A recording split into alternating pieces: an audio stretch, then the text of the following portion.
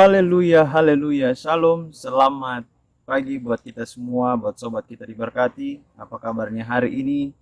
Saya percaya engkau diberkati, saya percaya keluargamu diberkati, saya percaya kehidupanmu diberkati. Oke, sobat kita diberkati, kembali lagi di channel YouTube saya kita diberkati. Sekali lagi saya minta buat kita semua untuk jangan lupa tekan tombol subscribe. Dengan menekan tombol subscribe, Anda tidak membayar apa-apa, tapi dengan menekan tombol subscribe, Anda mendukung channel ini untuk terus berkembang dan membuat banyak orang semakin diberkati dan banyak orang mendengar Injil Kristus. Oke sobat kita diberkati, jangan lupa tekan tombol subscribe, jangan lupa like, jangan lupa komen, dan jangan lupa tekan tombol lonceng agar Anda tidak ketinggalan video-video selanjutnya. Oke sobat kita diberkati, hari ini di channel YouTube saya mau kembali berbagi firman Tuhan, kebenaran firman Tuhan buat kita semua di dalam kehidupan kita, bahkan supaya kehidupan kita semakin terus diberkati oleh Tuhan dan kita semakin tahu apa yang Tuhan mau dalam kehidupan kita. Oke sobat kita diberkati, hari ini firman Tuhan yang saya mau bagikan untuk kita semua adalah satu hal yang penting dan menjadi satu hal yang perlu kita perhatikan sebagai umat Kristen sekarang ini. Karena kekristenan hari ini sedang terjadi hal-hal yang sangat berbahaya, amat terlebih di dalam gereja-gereja. Maka hari ini saya sangat rindu membahas yaitu tentang ular di dalam gereja. Ular di dalam gereja. Pertanyaannya, apakah ada ular di dalam gereja? Mana mungkin ada ular di dalam gereja? Itu tidak mungkin pendeta ada ular dalam gereja. Hello sobat kita diberkati.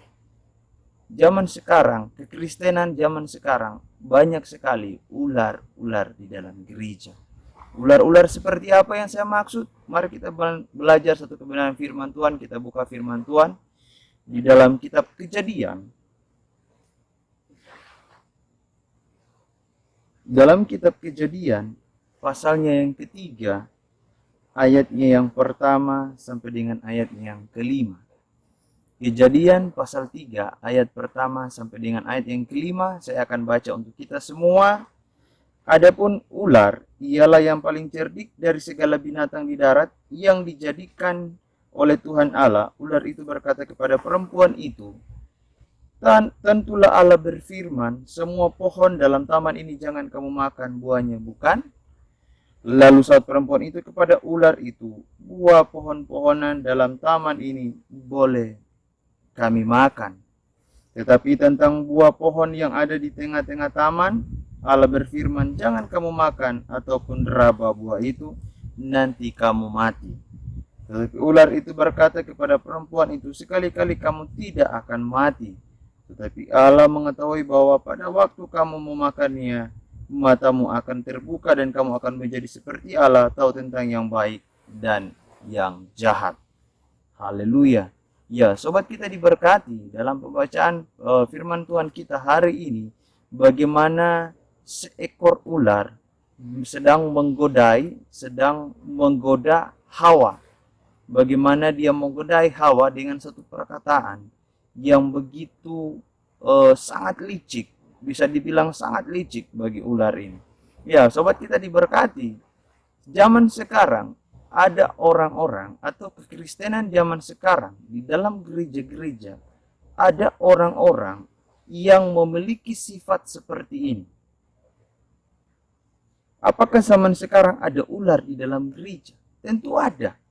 Zaman sekarang ada ular di dalam gereja, ular yang menggodai Hawa. Ular yang menggodai Adam dan Hawa pada saat mereka ada di Taman Eden. Maka kekristenan zaman sekarang ini di dalam gereja-gereja ada ular-ular yang seperti ini. Ada orang-orang yang mengaku dirinya Kristen, ada orang-orang yang mengaku dirinya pengikut Kristus, ada orang-orang yang mengaku dirinya rajin beribadah, tetapi mereka menjadi ular di dalam gereja.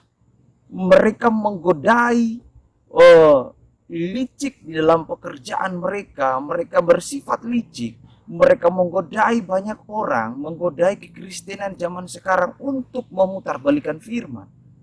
Seperti yang disampaikan oleh firman Tuhan hari ini, bagaimana iblis memutarbalikkan firman Iblis menggunakan caranya yang licik untuk membuat Adam dan Hawa ini jatuh di dalam dosa. Nah, sobat kita diberkati, kekristenan zaman sekarang atau gereja-gereja zaman sekarang sudah banyak ular-ular yang ada yang hadir di dalam kekristenan, bahkan di dalam gereja, yang menggodai, yang merusak iman kekristenan. Nah, sobat kita diberkati, banyak orang-orang sekarang ini yang memiliki sikap atau yang memiliki sifat seperti ular yang menggodai Adam dan Hawa. Mereka dengan cara yang cerdik, dengan cara yang licik menggodai beberapa orang percaya untuk tidak ikut dengan segala macam persekutuan, tidak ikut dengan segala macam ibadah. Nah, bahkan di dalam kekristenan sekarang ada orang-orang yang memiliki sifat seperti ular yang menggodai Adam dan Hawa, yang ingin menjadi serupa dengan Tuhan. Atau ada orang-orang yang menjadi ular di dalam gereja yang memutarbalikan firman Tuhan, yang inginnya bukan lagi Tuhan Yesus yang disampaikan, tetapi dirinya.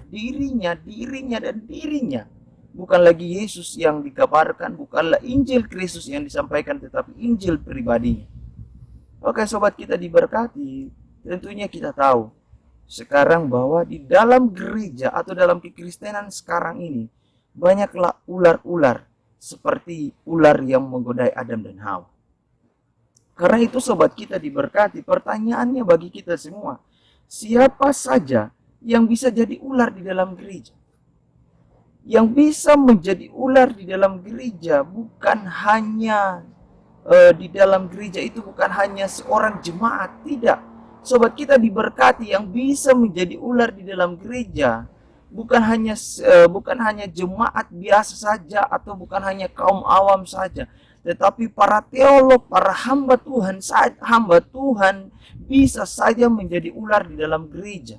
Seperti yang saya sampaikan tadi, jika hamba Tuhan sudah memutarbalikan firman, jika hamba Tuhan sudah tidak menyampaikan Injil Kristus, di dalam firman Tuhan yang disampaikan bukan lagi firman Tuhan, dalam berkhotbah bukan lagi firman Tuhan, tetapi dirinya, sobat kita diberkati, itu tandanya sedang menuju menjadi seperti ular yang menggodai Adam dan Hawa, di mana memutarbalikan firman, memutarbalikan segala sesuatu sehingga tidak lagi menyembah kepada Allah, tidak lagi taat kepada Allah.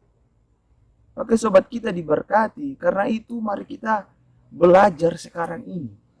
Jangan sampai kita menjadi ular di dalam gereja. Kenapa saya menyampaikan firman Tuhan ini? Sobat kita diberkati, saya mau bersaksi sedikit. Kemarin waktu saya sedang ada di rumah, saya sedang berbaring, tiba-tiba saya ketiduran.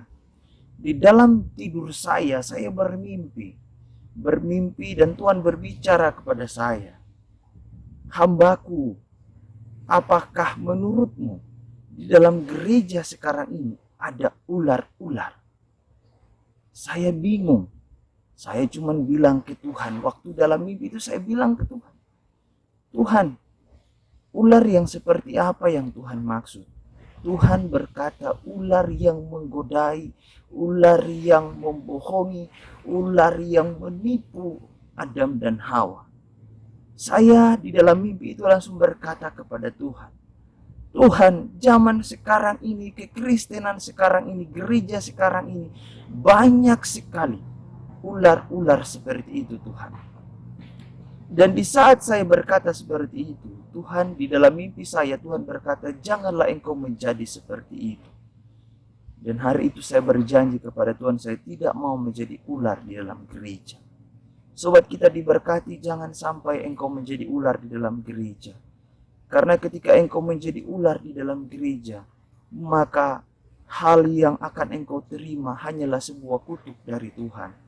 Sobat kita diberkati, kalau kita lihat firman Tuhan kita hari ini dalam Kejadian pasal 3, kalau kita lihat ayatnya yang ke-14, firman Tuhan berkata, lalu berfirmanlah Tuhan Allah kepada ular itu, karena engkau berbuat demikian, terkutuklah engkau di antara segala ternak dan di antara segala binatang hutan. Dengan perutmu lah engkau akan menjalar, dan debu tanahlah akan kau makan seumur hidupmu.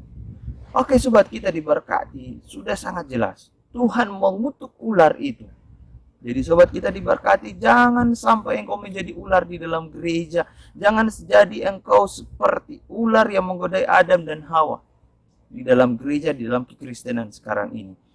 Sekali lagi saya mengingatkan buat kita semua, saya juga tetap belajar di dalam prosesnya Tuhan. Saya mengajak untuk kita semua umat Kristen, untuk semua hamba Tuhan, mari janganlah kita menjadi ular di dalam gereja yang memutarbalikkan firman Tuhan, yang memutarbalikkan apa yang menjadi kebenaran firman menjadi kebenaran pribadimu sendiri. Sobat kita diberkati, jika engkau ingin diberkati, taat dan tunduklah kepada firman Tuhan. Pertanyaan selanjutnya, bagaimana ular itu bekerja? Ya, ular itu bekerja dengan cara mencari kawan atau dengan cara memutarbalikkan firman. Seperti yang saya sampaikan tadi, dengan cara dia memutarbalikkan firman, dengan cara dia menggodai seseorang, dengan cara dia menghasut seseorang. Ya, sobat kita diberkati, jika engkau menjadi penghasut, jika engkau menjadi penggoda di dalam gereja, engkau adalah ular di dalam gereja.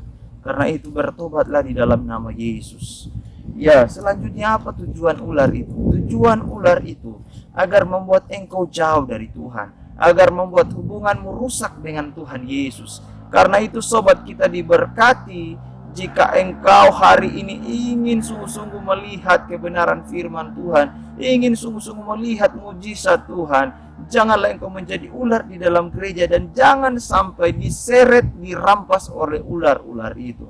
Sobat kita diberkati, mari sekali lagi belajar untuk kita sungguh-sungguh hidup dalam Tuhan. Jangan sampai kita jadi ular dalam gereja, jangan sampai kita diseret oleh ular-ular zaman sekarang. Ya, sobat kita diberkati, ini firman Tuhan yang bisa bagikan untuk kita semua. Shalom, Tuhan Yesus memberkati, keluargamu diberkati, kehidupanmu diberkati. Terima kasih, haleluya, kita diberkati. Amin.